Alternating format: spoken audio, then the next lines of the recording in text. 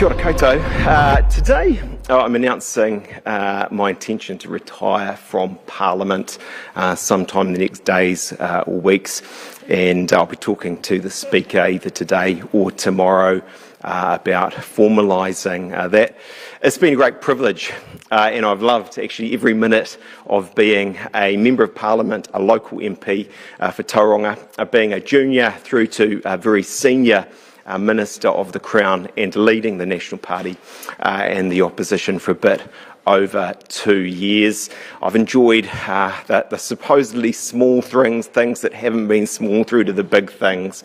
I've enjoyed helping couples with their surrogacy issues, with health issues, and getting people the treatment and the surgeries that they deserve as New Zealanders, helping new New Zealanders to become citizens and proudly so in this great country of ours.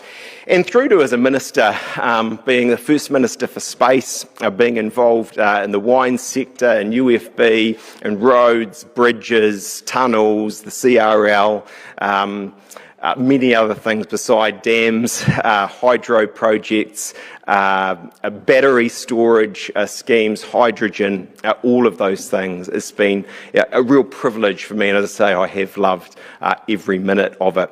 But it's time.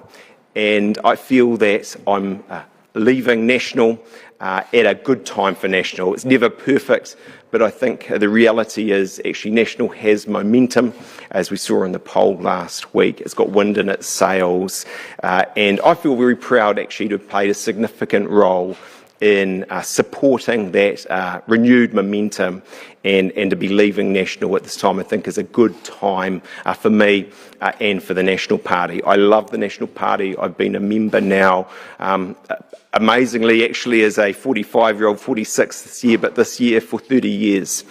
And I believe Chris Luxon will make a great Prime Minister, and I'll be backing them all the way to do that. It's also, a chance for me to explore significant commercial opportunities and maybe a media project or two. But first and foremost, I am a husband to Natalie and a dad to Emlyn, Harry and Jemima. And this week, Emlyn and Harry turned 10 and 8 on Wednesday and Friday. And in a sense, they've only ever known a dad that goes on Monday or Tuesday and isn't back till the end of the week. And I'm prioritising them and really looking forward to spending more time with them. At age 45, look, my best years. And so I'm excited about that. I'm excited about the future. I'll miss my National Party whānau, but that's the way things go. So that's enough from me, and really happy to take some questions. Yeah, Jess. Look, it's pretty simple. For me personally, it's time. It's not about National, but it's a good time for National. It's got momentum.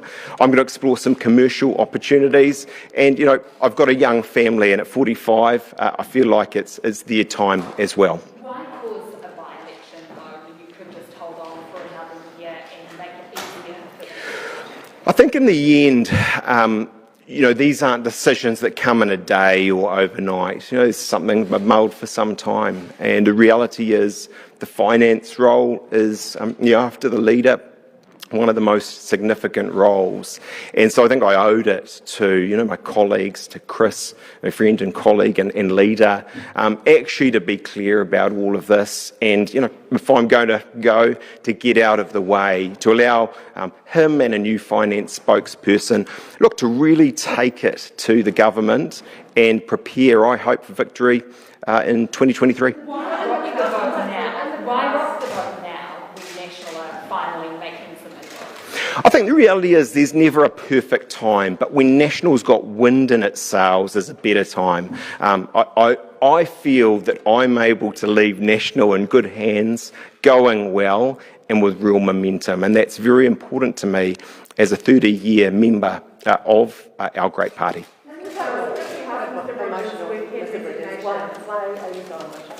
Well, it is a big deal.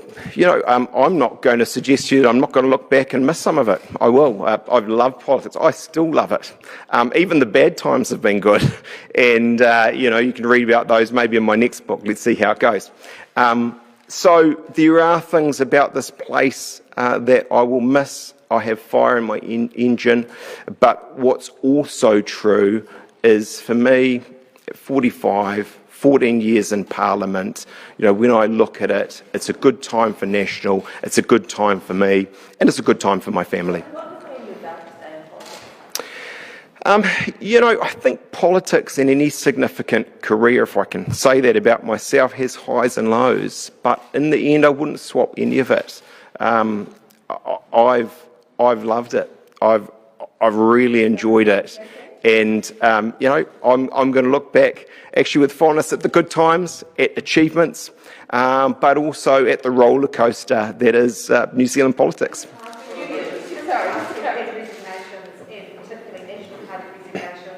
Then we found out that there could have been other reasons, that there had been some scandal or something else. Is there absolutely nothing else behind your resignation? Absolutely not.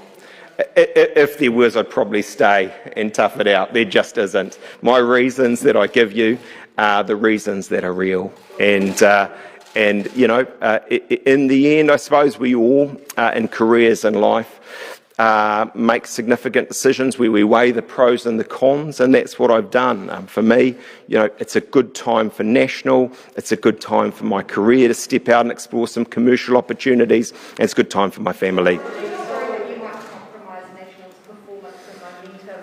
You're a senior person, you've got that finance in a particular role. How do you compromise the progress the party's making? I think in the end, no matter how big the character, when a member of Parliament leaves, we all like to think we'll leave a legacy and people will miss us, and maybe they will for a little while, but things move on pretty quickly.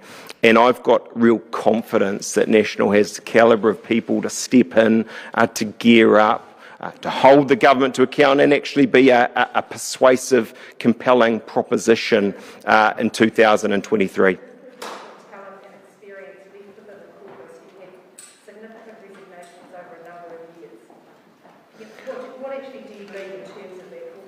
I think so, and I think what's true is, look, actually, in any 3-year cycle, there'll be a by-election or two. I think, after a significant career, I've made my decision, and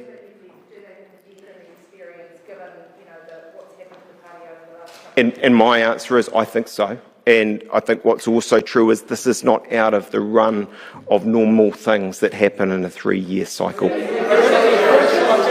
Let's go to Brent, then Jason. How's that? So you've criticised the government for wasteful spending, though. Now you're going to put the expense of a by-election. I think in the scheme of a 14-year career, being a member of Parliament all that time, a junior and a senior minister who's overseen multi-billion-dollar projects, it's a pretty small sum in the scheme of things. You said you're going on to different commercial opportunities. Does that mean that you've left your legal life behind you? You're not going back into the law? Yeah, I suppose a character fault of mine is I like to keep things interesting, Jason. And the reality is I've been a lawyer, I've enjoyed that. I don't have a practicing certificate anymore. I love being in law.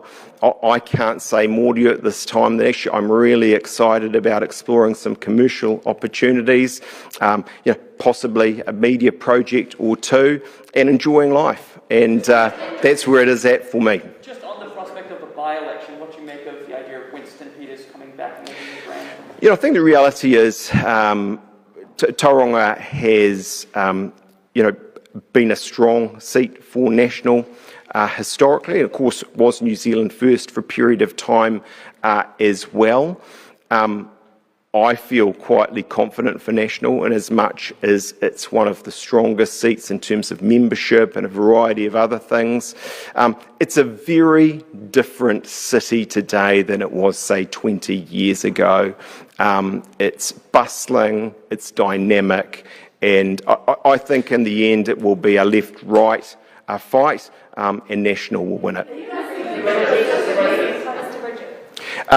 No, not necessarily. I love Tauranga. I think I've lived there now for 22 years.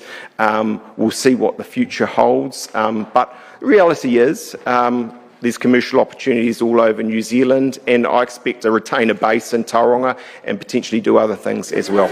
Yeah. Why are none of your colleagues standing next to you today? It's traditional for MPs to come and support a member that's resigning. I suppose in the end, because this is uniquely personal, ultimately this is not a comment about the National Party. I have said to you, I think, whilst these things are never perfect in terms of timing, it's a good time for National when it's got some wind in its sails.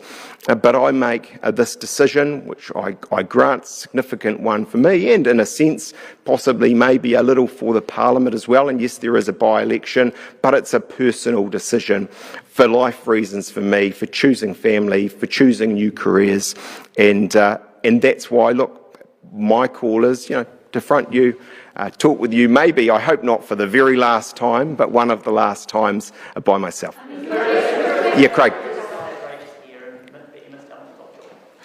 Can you say it to me one more time? No, life moves on. And, I think what is true is this is a decision that, hasn't happened overnight. And I make it for the right reasons. It's time. I feel like it's good for National. I feel like it's good for me. And I think certainly Natalie, Emlyn, Harry and Jemima think it's good for them. Yeah, Luke. How long have you been thinking about this for? Is there any precipitating event, No, there hasn't been a precipitating event. But it is the sort of thing that I couldn't put a period of months or anything like that on it, but it doesn't happen overnight. I suppose I'm conscious of the fact 45, 14 years, 3 kids, under 10, one turning 10 this week. There are some important metrics. For me personally, every bit as important as hundreds of billions of dollar economy, deficits, debt, cost of living and those issues that, are important, no doubt, for New Zealand, but it's a personal decision I've been mulling over for some time. I'll take like 3 more, I think, and then we're probably hitting a point of diminishing returns. Yeah, well, let's go on, we'll go, Amelia. Look, it's too early to talk about those things. The best I can say to you at this point in time is that I'm excited about the future and to explore commercial opportunities, and that's sort of where it is at the moment. Yeah, we'll go. Kia ora. How well do you think you've served your Māori constituents in your time as MP? As I said, I hope this is a phrase I don't use again in this interview, but as I said in my book, the reality for me is I'm MP for Tauranga. I'm not MP for a Māori seat. And whatever the ethnicity of the constituent, when they walk through my door on 3rd Avenue in Tauranga, I hope they get the best service that I can possibly and my staff can possibly offer. I'm very proud of that. But in that regard, can I say to you, I think it's been colourblind. I do leave a legacy. I am the first Māori leader of a major party, major party, and I am proud of that. It's something no one can take away from me.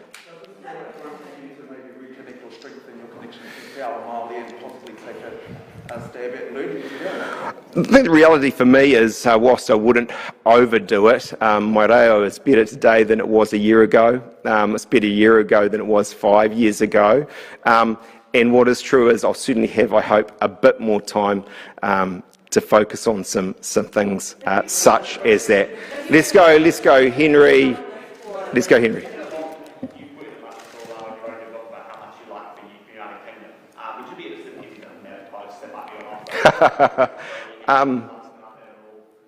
Have you heard something I haven't? No, that's not in the game plan. That's not where I'm at. I think, post-Parliament, I see it as being commercial, and I'm really looking forward to entering that world and hopefully having significance in that area as well. Jess, last one. After you first became an MP, I stood on the beach and interviewed you and Natalie on that day. I remember that, you probably don't. I do remember it. But on that time you were Neither of us have aged a bit, Jess. Then you were this up-and-coming, rising star of the National Party, who had just been Winston Peters. Here you are today on the final day, also talking about Winston Peters. Two things. Do you think you've achieved what you set out to achieve as that up-and-coming rising star? And B, do you still love Winston Peters just as much? I still feel up and coming, and I hope that the best chapters are still to be written. It's a funny thing you ask, because I remember becoming a Member of Parliament. Of course I do, and I remember the night, and it was exceptional. And my thoughts at that point of time were that if I could become a select committee chair and, maybe sort of, cement myself as a Member of Parliament and some of those roles, that would be a great privilege. Actually, I've been very lucky. I've been very privileged. It's exceeded my expectations, if I'm honest. I didn't expect to become of course I pushed for it, but a minister so soon. John Key saw something in me. I did, and I steadily rose through the ranks. And more than that, climbing the greasy pole, what's also true is the higher one goes in politics, the more you can do. And I look back and feel very, this is one of these times where one can be a little pompous, but I do feel proud of things like making the City Rail link happen. Unlike the light rail stuff, I actually think that will be a project Auckland will be glad to have when finally it's finished. I look back proud to have led the Kaikoura State Highway 1 rail rebuild. I look at a bunch of things that now seem not passé, but probably somewhat more commonplace around electric vehicle charging, new energy and storage, and work I led in government. Sometimes, and some of my colleagues thought it was a bit strange and a bit weird and wonderful, and I feel really proud of that. So each Member of Parliament leaves a legacy in this place. I feel clear I do. I feel it's now time to go and do some other things, and that doesn't mean I'm I don't leave with some, small regrets, some sadness that, I'll be leaving my friends, my colleagues, maybe even some of you in this place. But I'm also very excited about the future for my family and the opportunities that lie ahead. Hey, thanks very much.